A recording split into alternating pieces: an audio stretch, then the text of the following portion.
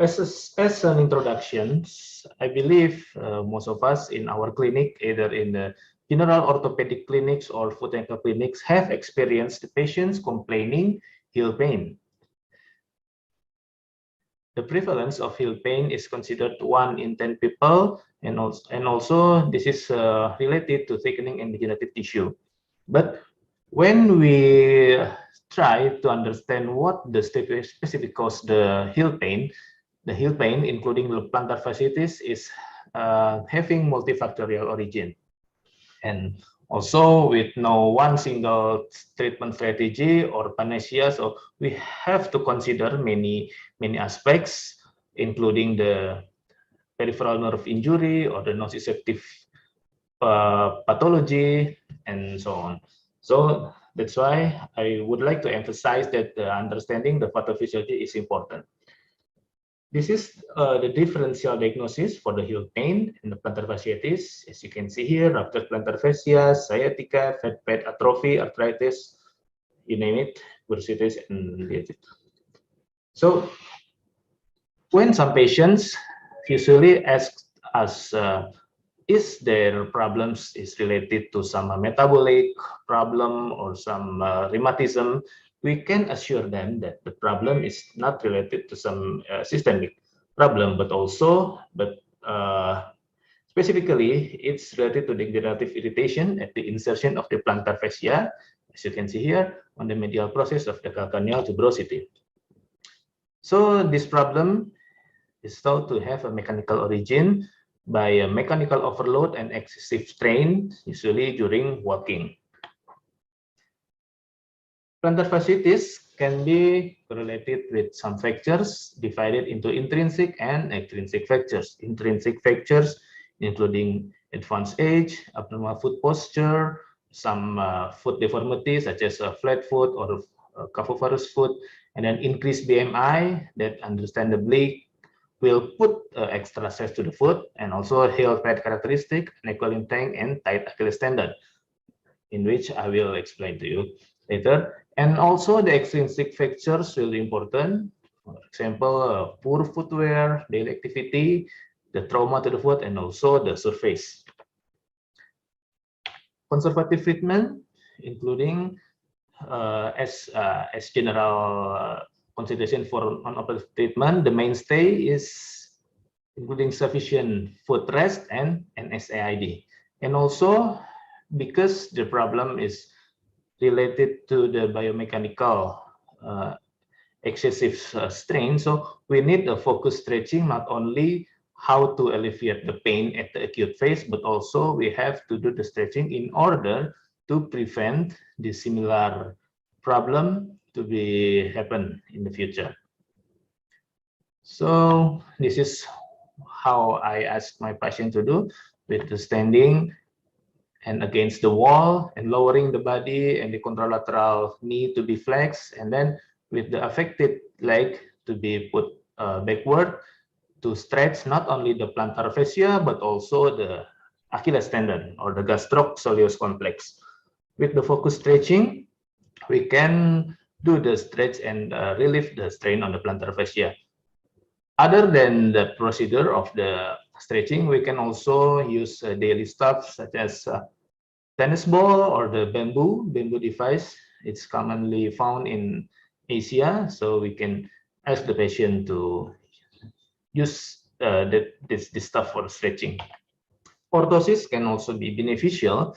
For example, I'll show you, this is the left one is the silicone heel support, which can have a function to absorb the shock and also to raise the heel, so the strain will be lesser. And also the night splint is considered beneficial because many patients complains the pain is happen at the morning when they woke up, and then with this orthosis, when the patient is sleeping, they will continuously be stretched at the night. Injection also beneficial, but also controversial.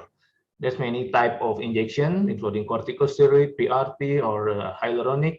But for injection of corticosteroid, it's considered beneficial only if the acute phase is still present.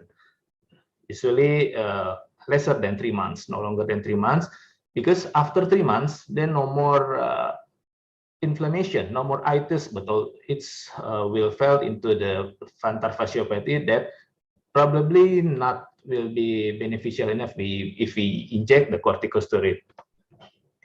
PRP, as already also used in other field of medicine, is also beneficial, yet controversial also. But some article had revealed that the PRP injection in treatment of plantar fasciitis is can result in improvement of the pain.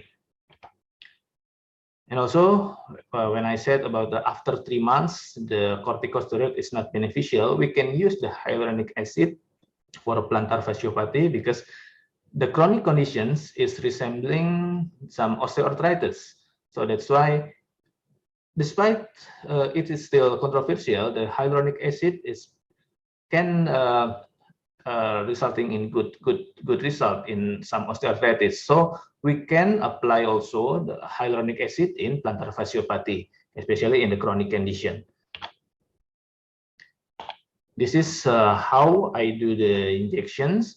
The point of injection is at the crossing between two lines. First line is the straight line just behind the medial malleolus, and the second line is the outline. It's an outline that provoke when we dorsiflex the great toe, so the windlass mechanism will make the outlines more clear. And then we put the injection at the intersection between those lines. Now, moving on to the operative management. Management operative indicated when conservative treatment has failed. Usually, I have my cutoff point about 3 or 4 months conservative treatment with the proper stretching has failed, so we can consider the operative management. First technique, the more simple one is plantar fasciotomy. As you can see here, with the open techniques, it's not too technically demanding. You can use by open technique or by endoscopic or randomized procedure. Other than plantar fasciotomy, if the patients had gastrocnemius soleus contracture, we have to address that problem, because if the contracture is still present, it will put a continuous strenuous stress to the calcaneus, so the plantar fasciitis will be happen again and again. This is the operative video. The simple strayer procedure can be used. With this strayer procedure, we cut the outer layer of the gastrocnemius, and then this procedure is indicated when the silver scale test was positive. Other technique using gastrocnemius recession can be done by arthroscopic. In this picture, the upper picture is gastrocnemic recession, and the lower picture is plantar fasciotomy using endoscopic device. Now, other procedure for gastrocnemius recessions other than strayer procedure is proximal medial gastrocnemius release. With this procedure, the incision is less, not as huge as strayer procedure, and also with the patients can be done with outpatient basis. No need to admitted to the hospital. As you can see here, this is a safe and simple procedure. Proximal medial gastrocnemius release. Why I choose the proximal and why I choose the medial will be explained later. So, as had been discussed, the plantar fasciitis in sport resulted from repetitive microtrauma. So this is our research, our study, that the running usually will resulted in tightness of the posterior calf muscle. So in the sport player, plantar fasciitis is common, and we have to consider that the equinus And also we have to consider the silver skill test. So whether we have to do the gastrocnemius fixation or even the Achilles lengthening, or just do the conservative procedure and even the plantar fasciotomy surgery. I will illustrate with this picture the effect of tight calf on plantar fascia. When the gastrocnemius is contracted, the foot will become on the equinus. So it will be difficult for the patients to walk properly, because in order to walk properly, we need a plantigrade, the 90-grade ankle and foot. So what happens if the patient with equinus want to walk properly? This will happen. So the compensation would be on the more distal side, specifically in the midfoot. This will happen, and what subsequently will happen with the midfoot excessive dorsiflexions? This will happen. So as we know, the foot consists of more than 30 joints. So one change in the foot joints will affect also another joint. With the foot dorsiflexion at metatarsal pronation, it will also result in excessive subtalar joint pronation that subsequently will result in another problem on the foot. So this so-called overuse of imbalance over time will lead to tissue damage.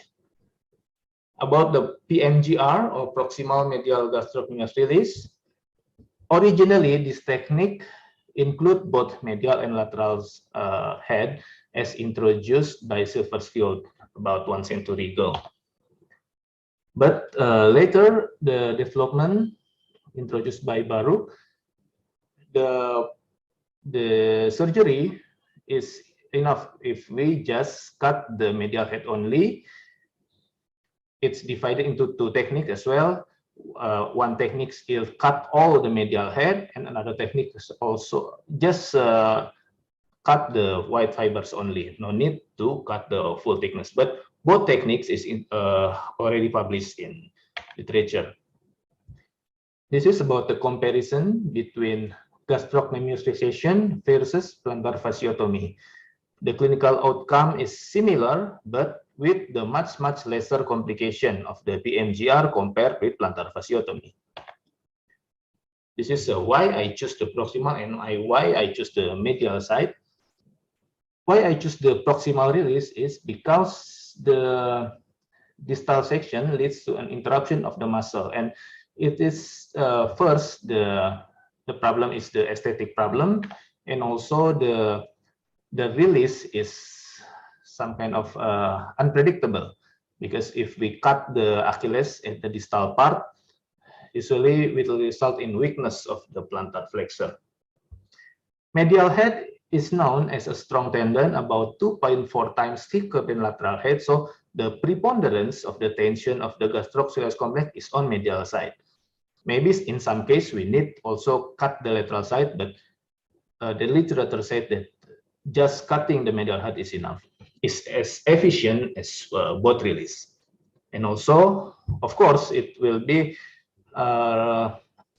having a fewer complication and a shorter operating time.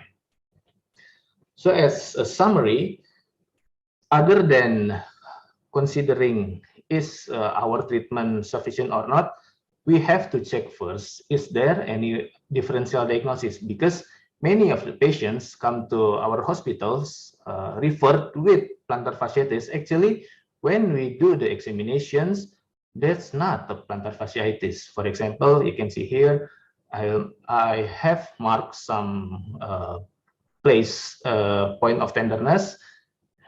Maybe the pain of the heel not only consists of the plantar fasciitis, but we have to also consider transverse tunnel syndrome, Baxter nerve entrapment, hypertrophy, and so on. So history taking and physical examination is very important.